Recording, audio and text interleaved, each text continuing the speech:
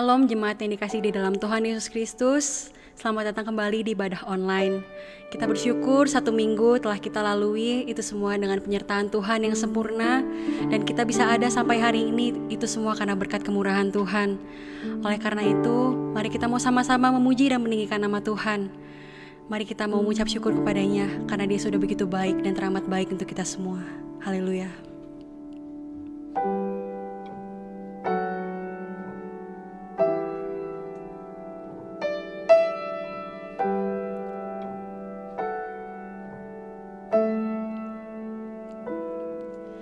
Kau hiasi kehidupanku dengan kemurahan-Mu. Kau rancangkan masa depanku penuh dengan harapan. Aku ada saat ini semuanya karena kasih-Mu. Aku hidup hari ini semua berkat kemurahan-Mu. Terima kasih Yesus, Engkau sangat baik, teramat baik bagiku.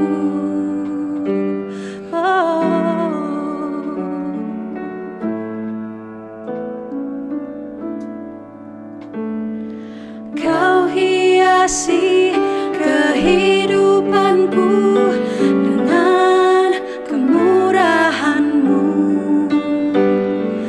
Kau rancangkan masa depanku penuh dengan harapan. Aku ada saat ini semuanya karena kasih-Mu.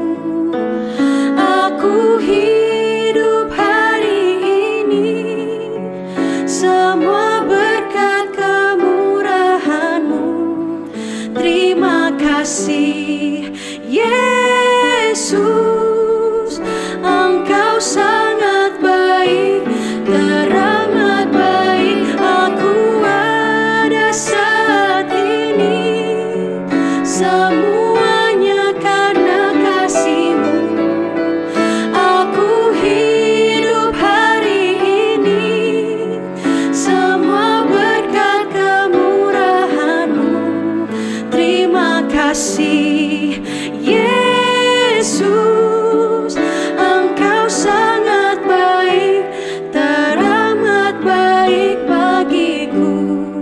Yesus, Engkau sangat baik, teramat baik bagiku.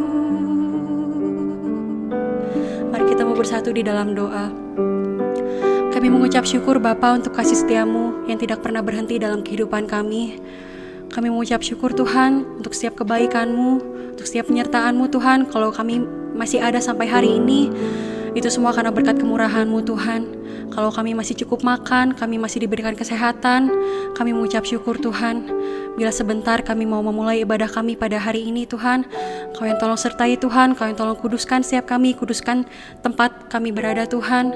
Kami menyerahkan Tuhan ibadah ini dari awal, pertengahan hingga sampai akhirnya. Menyerahkan semuanya ke dalam tangan-Mu Tuhan. Hanya di dalam nama Tuhan Yesus kami berdoa. Amin. Mari kita meninggikan nama Dia, karena Dia Allah yang sanggup melakukan segala perkara, dari dulu, sekarang, sampai selamanya. Haleluya. Allah sanggup melakukan segala perkara, dulu, sekarang, dan selamanya. Kuasa-Nya tidak berubah. Allah sanggup melakukan segala perkara, dulu, sekarang, dan selamanya. Kuasa-Nya tak berubah. Apa yang tak pernah dilihat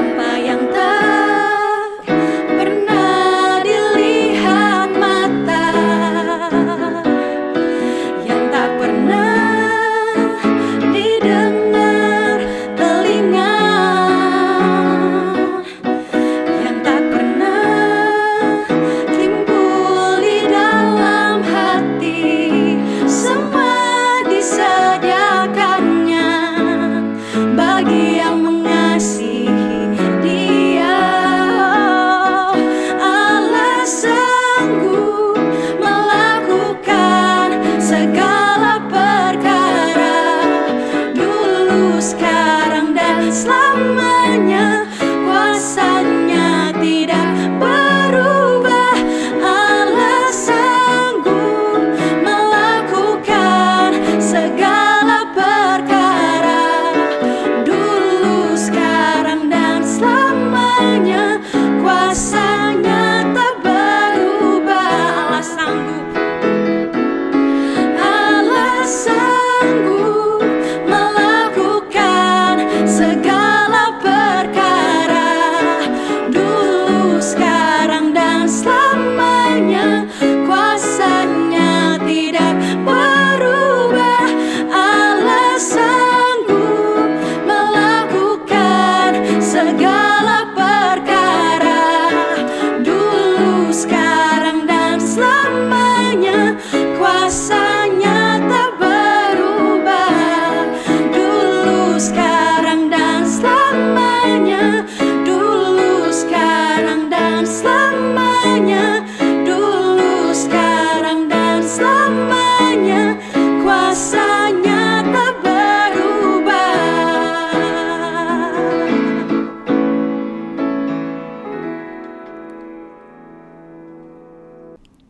Mari kita mau menyiapkan hati kita untuk mendengarkan firman Tuhan. Kita bersyukur kalau kita memiliki Bapa yang begitu setia terhadap setiap kita. Dia yang telah menunjukkan setiap kasih-Nya, yang menyediakan setiap keperluan untuk kita. Kami mengucap syukur Tuhan untuk kasih setia-Mu, untuk kebaikan-Mu Tuhan. Terima kasih Tuhan.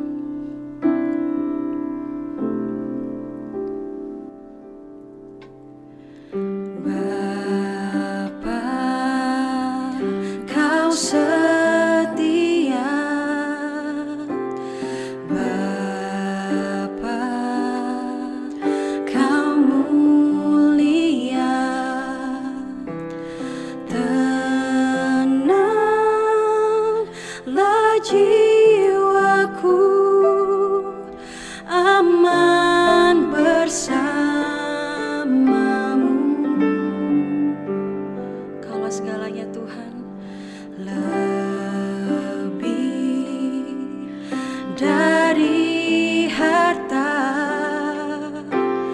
Kaulah segalanya.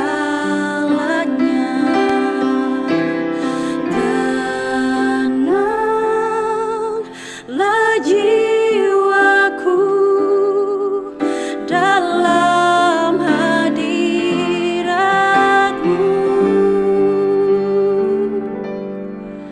Kau tunjukkan kasih setiamu. Kau menyediakan yang ku perlu. Kau setia, Kau mulia. Dulu, sekarang, dan selamanya. Kau tunjukkan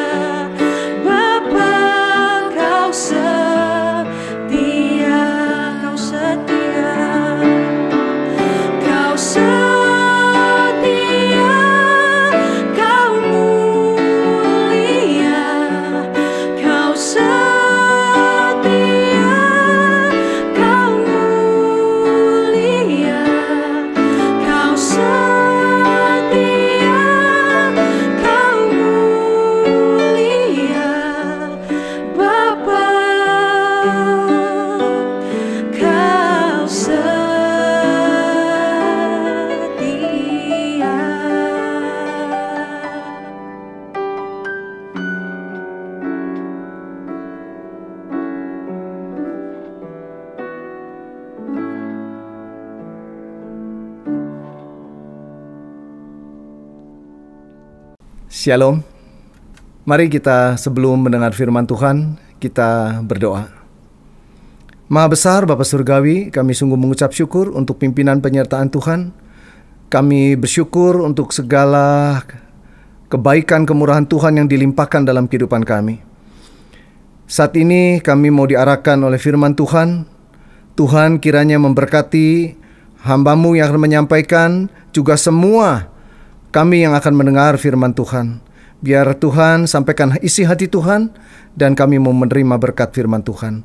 Hanya di dalam nama Tuhan Yesus kami berdoa dan mengucapkan syukur. Haleluya. Amin. Shalom, saudara kasih Tuhan.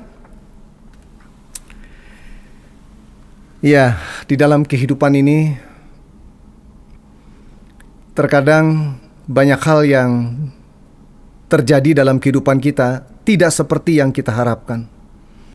Ada orang menghadapi kesulitan karena kesalahan sendiri atau karena melawan Tuhan. Tapi ada juga orang yang mengalami kesulitan karena Tuhan mau menguji supaya imannya semakin dimurnikan. Tapi ada juga orang bisa muncul masalah karena iblis mau menggoda dan mau menghancurkan. Hari ini kita mau belajar bagaimana teladan daripada penderitaan dan kesabaran yang dilakukan para nabi, khususnya Ayub, yang kita tahu bagaimana dia mengalami pergumulan dalam kehidupannya karena Tuhan izinkan untuk dia boleh diuji, mendapatkan upgrading, kalau saya bilang imannya ditingkatkan sehingga dia di dalam pergumulannya dia tetap boleh mengandalkan Tuhan, dan pada akhirnya kita tahu dia dipulihkan oleh Tuhan keadaannya. Mari saudara, kita akan membaca firman Tuhan dari Yakobus pasal yang kelima, ayatnya yang ke-10 dan 11. Demikian firman Tuhan. Saudara-saudara, turutilah teladan penderitaan dan kesabaran para nabi yang telah berbicara demi nama Tuhan. Sesungguhnya kami menyebut mereka berbahagia, yaitu mereka yang telah bertekun. Kamu telah mendengar tentang ketekunan Ayub, dan kamu telah tahu apa yang pada akhirnya disediakan Tuhan baginya, karena Tuhan Maha Penyayang dan penuh belas kasihan. Jadi saudara yang dikasihi Tuhan, bahkan Yakobus berkata bahwa kita menyebut mereka itu berbahagia. Kenapa? Karena mereka saat dihadapkan dengan ujian imannya dan mereka tetap bertekun di dalam iman kepada Tuhan, dan mereka justru menemukan Tuhan di sana, menemukan hidupnya, dan dia menemukan yang paling berharga. Karena dia tahu dengan iman yang dia pegang teguh, dia akan memperoleh keselamatan kekal. Nah saudara yang kasih Tuhan, kalau saya renungkan mengenai Ayub,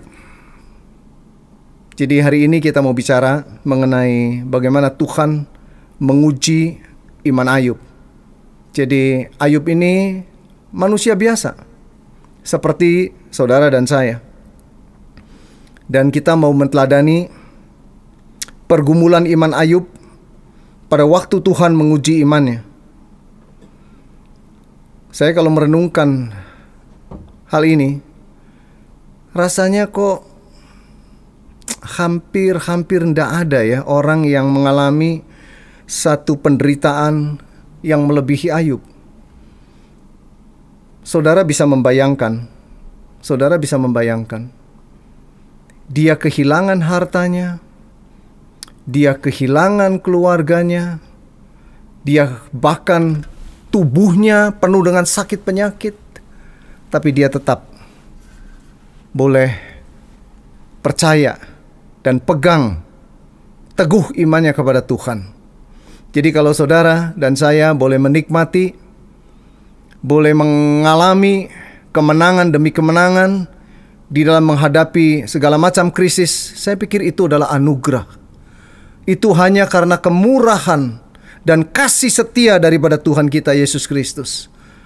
Jadi saudara yang kasih Tuhan, kita tahu memang kemalangan orang benar itu banyak, tetapi Tuhan melepaskan dia dari semuanya itu.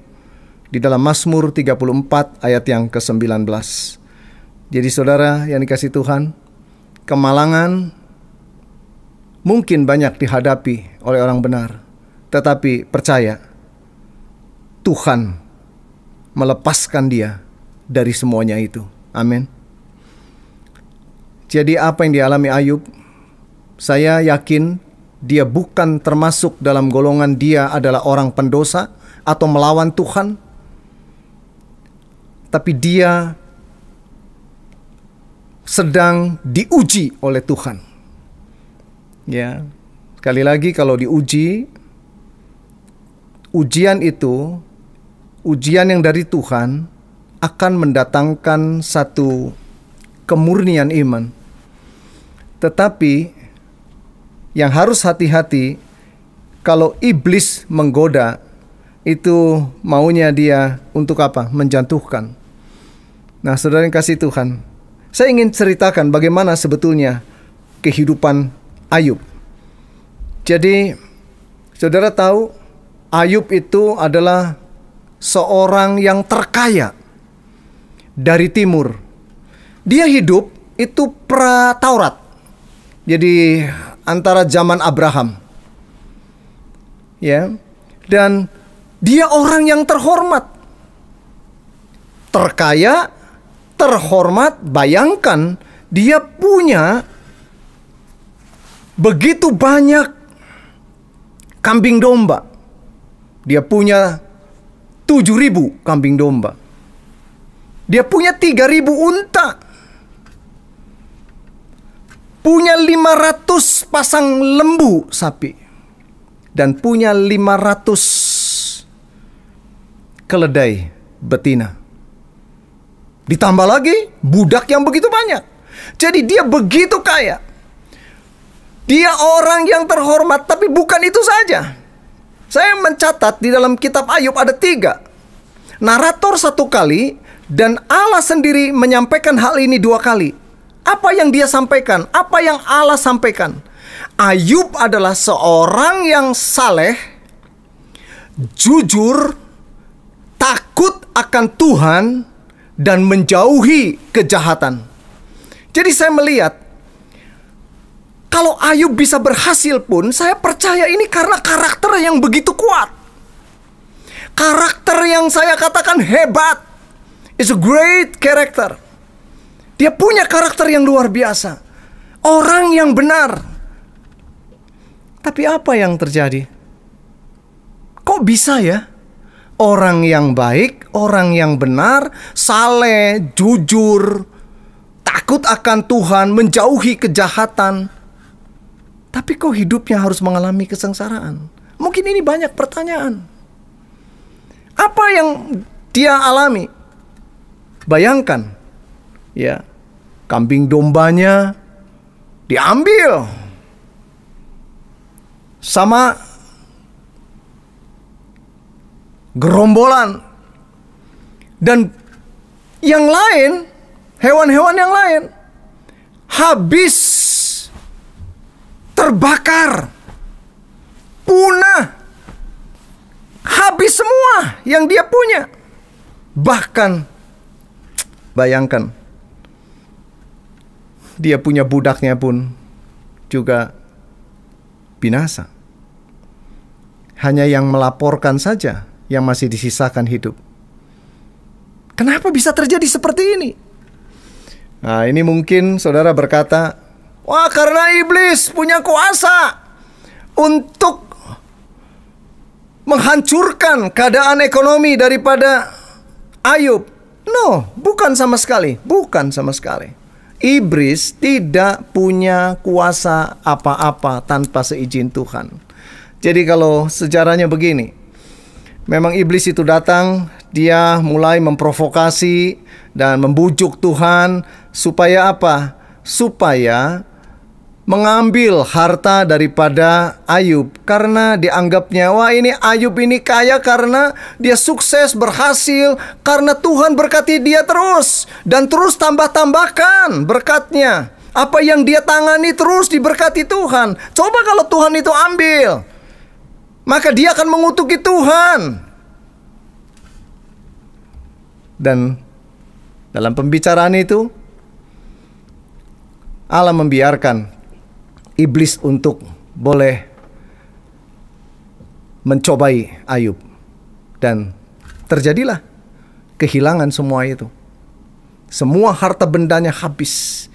Dia terpuruk, sangat terpuruk. Kalau saya boleh bilang, dia itu adalah sudah jatuh ketiban tangga, ketiban genteng lagi. Bayangkan saudara. Itulah yang saya katakan. Saya rasanya kalau melihat orang yang menderita seperti Ayub, atau bahkan melebihi Ayub, rasanya jarang sekali atau hampir tidak ada. Karena apa? Dia orang benar loh. Tuhan bukan benci sama dia loh. Dan dia tidak melakukan kesalahan. Dan dia bukan pendosa. Tapi dia harus mengalami itu. Bahkan firman Tuhan katakan apa? Saya mengizinkan kamu iblis untuk boleh melakukan kepada Ayub, padahal saya nggak punya alasan apapun untuk menghukum Ayub, untuk membuat Ayub seperti itu. Tapi Tuhan izinkan itu terjadi karena Tuhan ingin mengupgrade iman Ayub. Jadi saudara yang kasih Tuhan, mungkin saudara sedang mengalami ujian dalam ekonomi yang seperti Ayub alami. Saudara, jangan pernah tinggalkan Tuhan. Justru saudara harus minta hikmat daripada Dia. Dalam situasi kondisi begini, ada banyak pabrik yang tutup, banyak juga pekerjaan yang akhirnya orang-orang kehilangan pekerjaan. Tapi percaya, Tuhan adalah jawaban atas segala pergumulan yang dihadapi. Nah, saudara yang kasih Tuhan, kalau ada orang barangkali hancur masalah ekonomi, kalau dia hidup boros, dia hidup untuk semena-mena, hidup dengan sombong, saya pikir itu wajar. Makanya firman Tuhan mengingatkan, peringatkanlah kepada orang-orang kaya di dunia ini, agar mereka jangan tinggi hati dan berharap pada sesuatu yang tak tentu seperti kekayaan, melainkan kepada Allah yang dalam kekayaannya memberikan kepada kita segala sesuatu untuk dinikmati. Peringatkanlah agar mereka itu berbuat baik, menjadi kaya dalam kebajikan, suka memberi dan membagi. Dengan demikian mengumpulkan satu harta sebagai dasar yang baik bagi dirinya di waktu yang akan datang untuk mencapai hidup yang sebenarnya. Sekali lagi, ingat, akar segala kejahatan adalah cinta akan uang. Dan kalau sudah cinta akan uang menguasai, dan kalau sudah menjadi sombong, sekali lagi nggak ada artinya. Kemarin saya melihat YouTube, orang punya mobil sport banyak, dan hanya dipakai buat meja. Dia bilang, kurang lebih 36 tahun saya berbisnis, dan saya punya banyak mobil sport ini, tapi saya nggak bisa kemana-mana. 2 bulan ini saya hanya di rumah saja, dan saya nggak bisa pakai mobil itu. Mungkin ada di antara saudara berkata, oh saya punya itu. Di berapa lemari itu tas Hermes, nggak ada artinya, saudara nggak bisa pergi kemana-mana. Jadi saudara yang kasih Tuhan, jangan kita mengandalkan sesuatu yang sia-sia, tapi andalkan Tuhan yang menjadi sumber segala berkat dalam kehidupan kita. Ya, jadi saudara yang kasih Tuhan, bisa Ayub yang kaya raya, orang yang baik, mengalami satu masalah, tetapi sekali lagi, Tuhan pegang kendali. Ayub bukan saja mengalami masalah ekonomi, tapi dia juga mengalami masalah kesehatan. Dia diuji kesehatannya. Dan firman Tuhan, sekali lagi, ini ujian. Sekali lagi, iblis juga datang memprovokator lagi. Dan dia bukan saja memprovokasi, dia terus membujuk supaya, Tuhan cuma ambil hartanya. Coba kalau tubuhnya, tulang dan dagingnya Tuhan serahkan, maka dia akan mengutuki engkau. Tapi apa yang terjadi? Sampai-sampai firman Tuhan katakan, itu Ayub luka dari ujung kaki sampai kepada ujung rambut, sampai kepada kepalanya. Dia mengalami luka semua, dan dia harus pakai beling, dia harus mengerik lukanya, dikerokin itu lukanya. Habis yang dia alami. Nah, saudara yang kasih Tuhan, dalam keadaan seperti itu pun Ayub tidak berbuat salah kepada Tuhan. Sampai istrinya berkata, apakah engkau masih mempertahankan kesalehanmu? Tinggalkan itu. Kutuki Tuhan, dan matilah engkau. Tapi Ayub berkata, engkau bicara seperti perempuan gila. Jadi saudara yang kasih Tuhan, sampai saat itu dia tidak berbuat dosa. Bahkan dia pernah katakan begini. Dia katakan apa? Tuhan yang memberi, Tuhan yang mengambil. Terpujilah nama Tuhan. Jadi saudara yang kasih Tuhan, kalau ada orang sakit karena kebodohannya, seperti Daud pernah mengalami sakit, luka-luka, berbau busuk, bernanah, tapi karena kebodohanku, kata Daud. Saya pikir itu adalah hal yang wajar. Tapi Ayub ini tidak berbuat salah, tidak berbuat bodoh, tapi dia mengalami itu karena Tuhan sedang menguji iman Ayub. Bukan saja kesehatannya, bahkan keluarganya, anak-anaknya semua mati. 7 anak laki dan 3 anak perempuan dia mengalami juga harus mati karena apa? Yaitu tertimpa oleh bangunan yang runtuh. Jadi saudara yang kasih Tuhan, keluarganya juga dia harus kehilangan keluarganya. Juga saudara yang kasih Tuhan, Tuhan menguji rumah tangga. Jadi kalau tadi istrinya sampai bilang, kamu lebih baik, kenapa kamu tidak meninggalkan kesalehanmu, mengutuk Tuhan, dan matilah saja kamu. Saya pikir istri yang kurang bijak. Jadi ini buat istri-istri, buat ibu-ibu dalam situasi yang sulit, mungkin ada dalam keluarga sedang mengalami masalah ekonomi, masalah bisnis, dan justru yang diperlukan adalah dukungan dari istri-istri. Karena saya percaya doa-doa seorang istri kepada Tuhan, didengar sama Tuhan. Amin. Dan bapak-bapak juga harus hidup bijaksana dengan istri. Ya, jadi supaya ini harus menjaga kehidupan rumah tangga yang baik, supaya suami istri hidup di dalam kekudusan dan hidup di dalam satu kebahagiaan. Karena Tuhan memberkati dalam tangga yang berbahagia. Berbahagialah orang yang takut akan Tuhan dan yang sangat suka akan segala perintahnya. Anak cucunya perkasa di bumi. Angkatan orang benar akan diberkati. Harta dan kekayaan ada dalam rumahnya. Kebajikannya tetap untuk selama-lamanya. Di dalam gelap terbit terang bagi orang benar. Pengasih dan penyayang orang yang adil. Amin. Jadi di dalam gelap terbit terang. R.A. Kartini berkata, sehabis gelap terbit terang. Tapi orang yang mengandalkan Tuhan, di dalam gelap terbit terang. Dan saudara yang kasih Tuhan, Saya lihat Ayub juga punya bisnis yang bagus. Kenapa? Karena dia punya karakter yang bagus.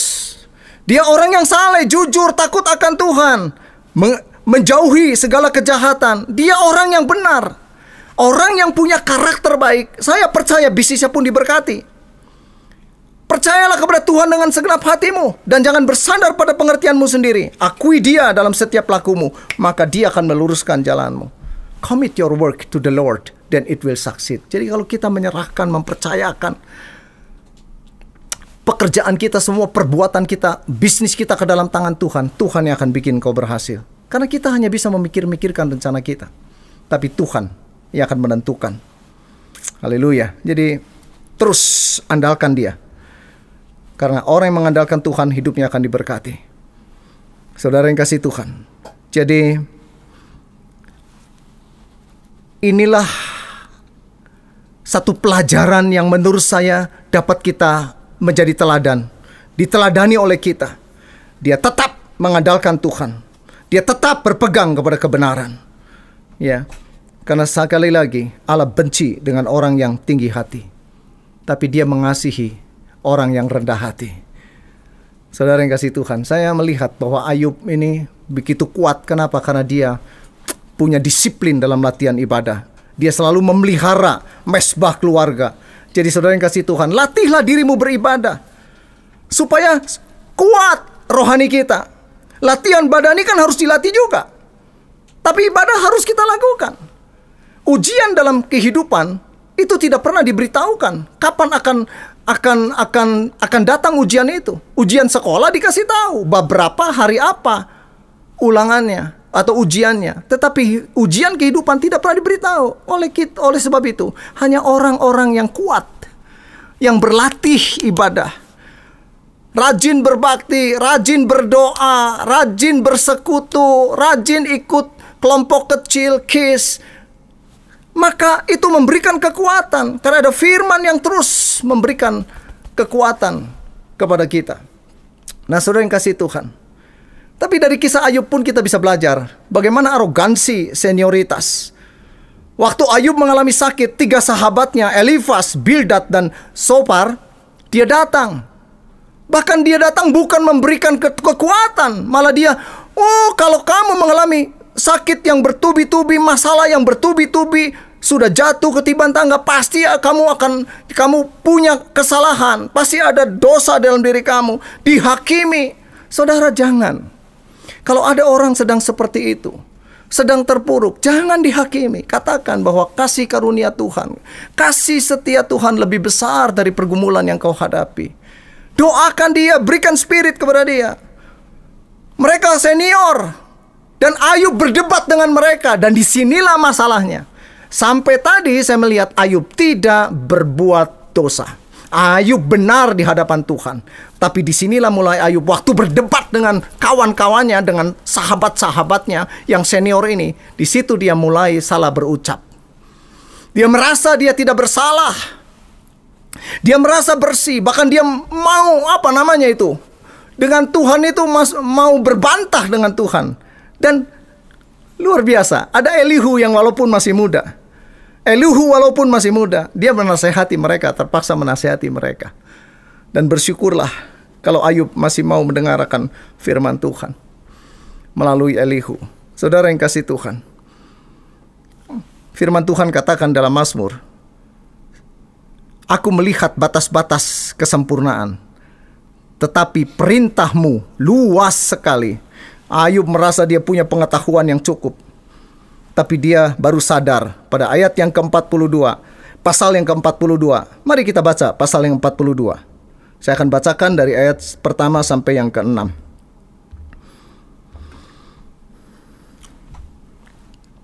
Saya lebih baik baca dari bahasa sehari-hari kan lebih jelas.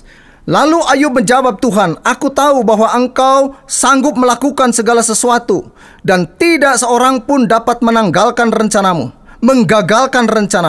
Engkau bertanya, siapakah yang demikian bodohnya sehingga ia tidak mau mengakui segala sesuatu tentang Allah?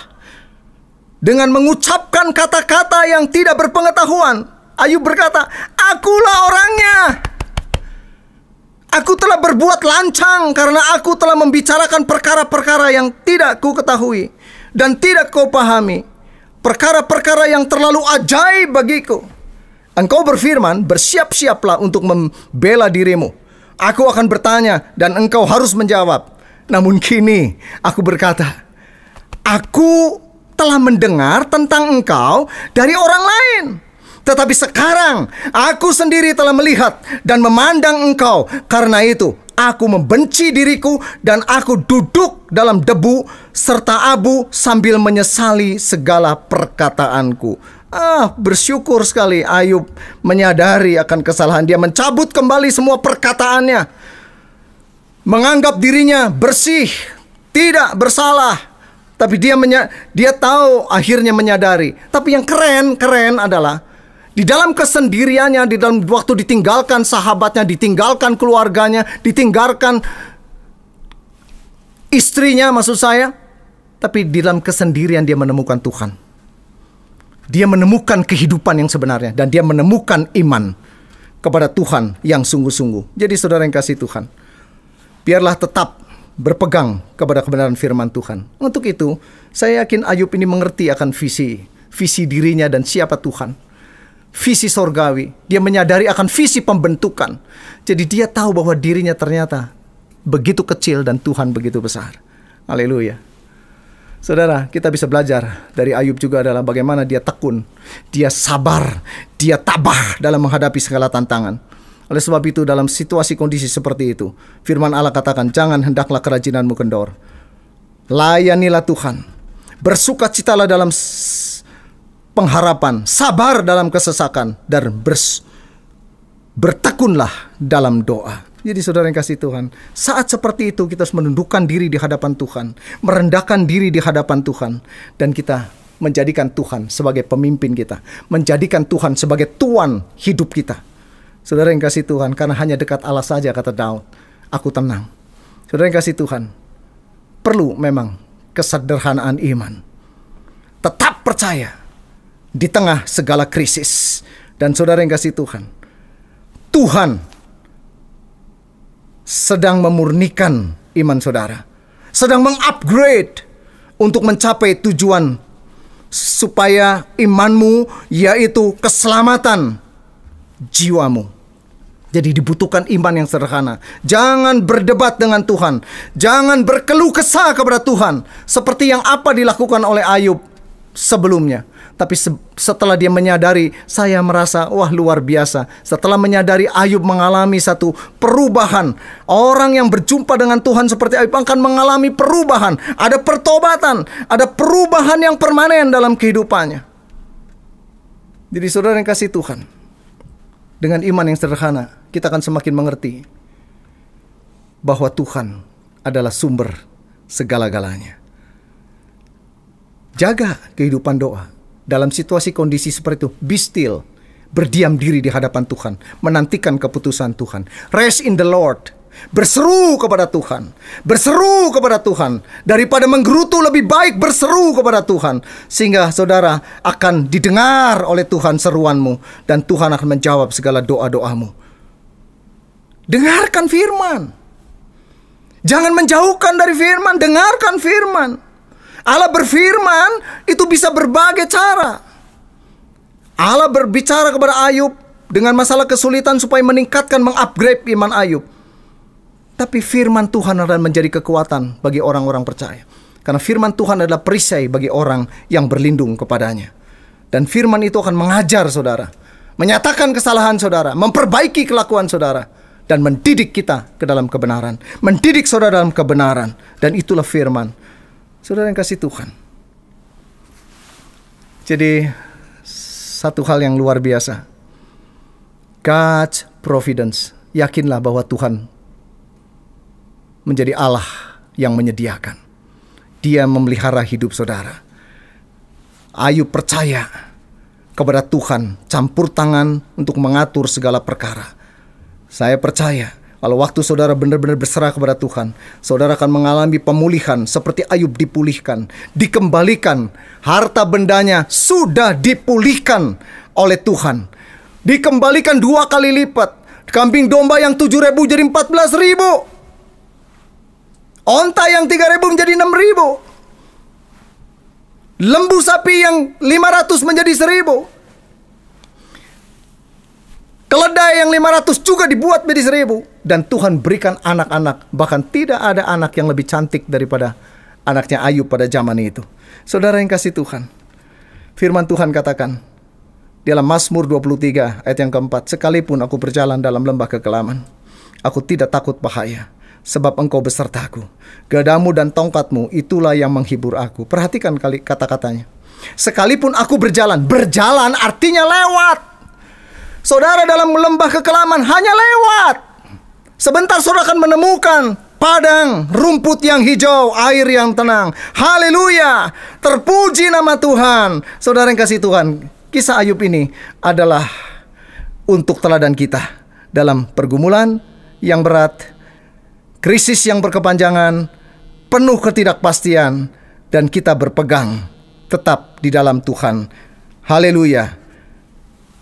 Tuhan memberkati. Mari kita berdoa.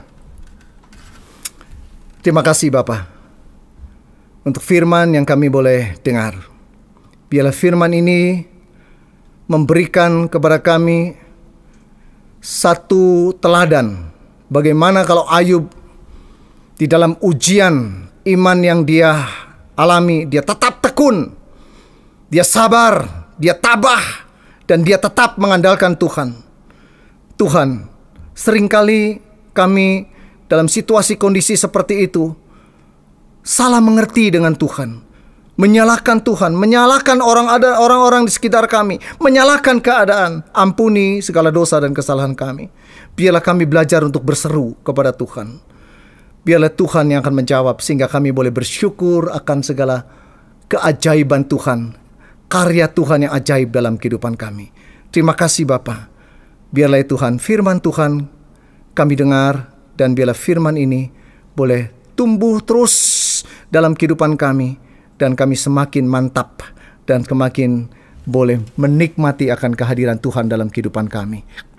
Terima kasih Bapa. Kami berdoa buat bangsa negara Indonesia. Biarlah bangsa ini Tuhan campur tangan, karena kami percaya Tuhan mengasihi Indonesia. Dan Tuhan, biarlah Indonesia penuh dengan kemuliaan Tuhan. Curahkan roh pertobatan-Mu Tuhan.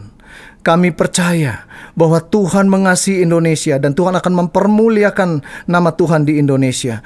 Tuhan memberkati, memberikan hikmat kepada pemimpin negara kami. Untuk Pak Jokowi sebagai presiden, wakil presiden, dan juga para menteri, anggota DPR, dan semuanya yang terlibat. Dan dari gubernur, bupati, wali kota, lurah, camat, dan kami menyerahkan semuanya ke dalam tangan-Mu Bapa, juga termasuk RT RW yang ada di sekitar kami. Tuhan, khususnya dalam mengatasi masalah penyebaran corona ini, kami percaya Tuhan juga memberikan kesadaran kepada seluruh anggota bangsa masyarakat Indonesia untuk melakukan social distancing. Dan kami boleh semua ya Tuhan, boleh menghentikan penyebaran daripada virus ini Tuhan. Kami muji kebesaran-Mu Tuhan. Untuk para dokter, para medis, para suster yang terlibat langsung, kiranya Tuhan juga memberikan perlindungan secara khusus.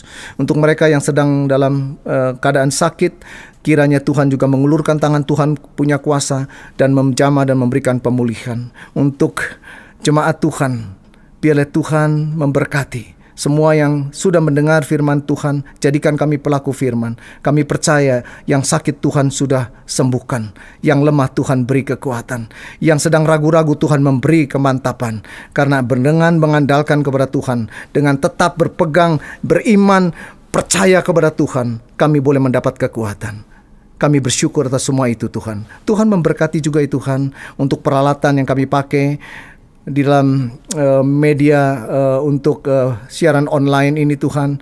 Kiranya Tuhan memberkati semua yang pegang peralatan, juga Tuhan memberkati. Kami bersyukur sehingga semua ini, sarana ini Tuhan pakai untuk kemuliaan nama Tuhan. Terpuji nama Tuhan. Di dalam nama Tuhan Yesus kami berdoa dan mengucapkan syukur. Haleluya. Amin.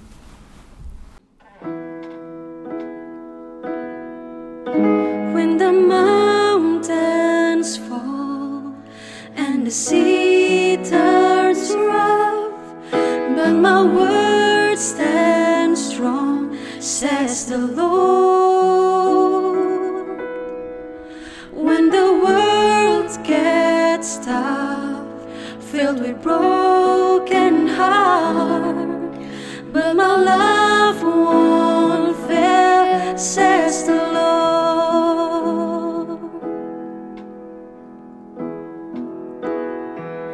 Your love is powerful,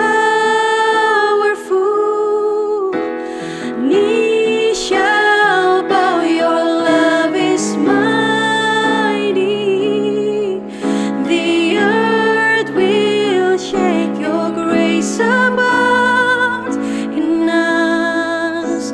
You're more than enough for me.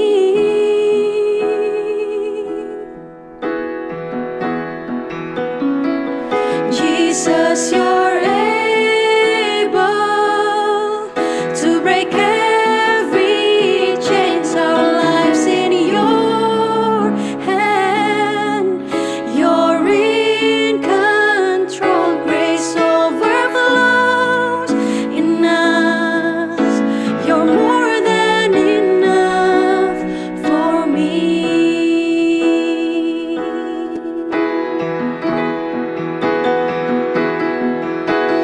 Power, mercy, never failing, stronger, deeper, never changing, glorious, faithful, never ending.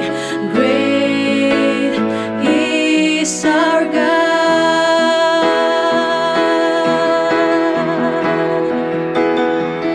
Your love is powerful,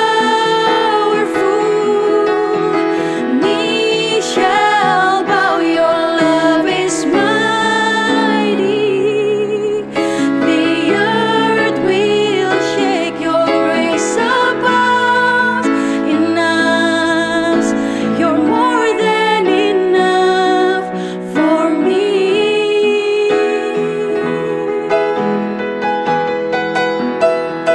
Jesus, you're able to break every chains. Our lives in your hands. You're in control. Grace overflows in us. You're more than enough for me. Grace overflows. Grace overflows in us. You're more than enough for me.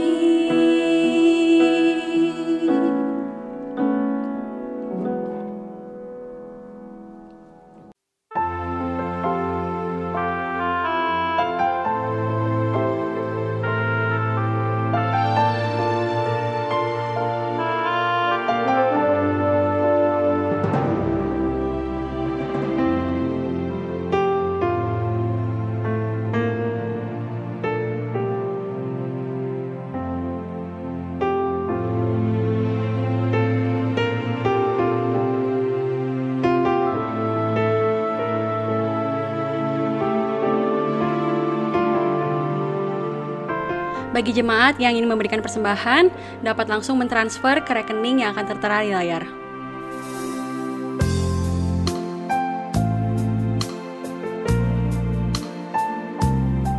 Mari saudara yang kasih Tuhan, terimalah berkat daripada Allah Bapa, anugerah daripada Tuhan Yesus, kasih daripada Bapa di surga, dan kuasa karena persekutuan dengan Roh Kudus menyertai kita sekalian dari sekarang sampai selama-lamanya, sampai kita masuk ke dalam kemuliaan yang kekal di dalam nama Tuhan Yesus Kristus. Haleluya. Amin.